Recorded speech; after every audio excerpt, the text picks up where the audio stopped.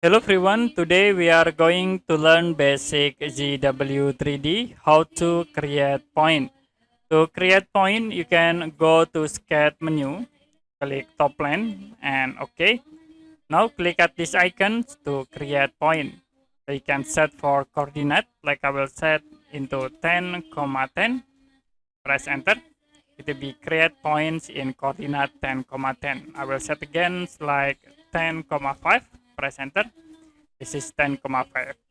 You also can create points by specifying in spline or cube objects. For example, I will draw lines in here like this.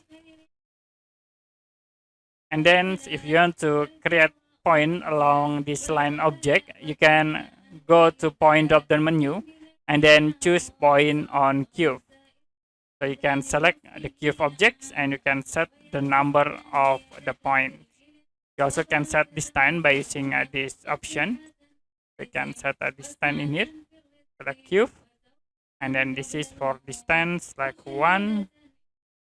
Or you can set to 10 points or the other for the distance.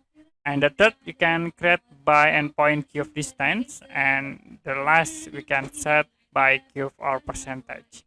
If you done, you can click OK.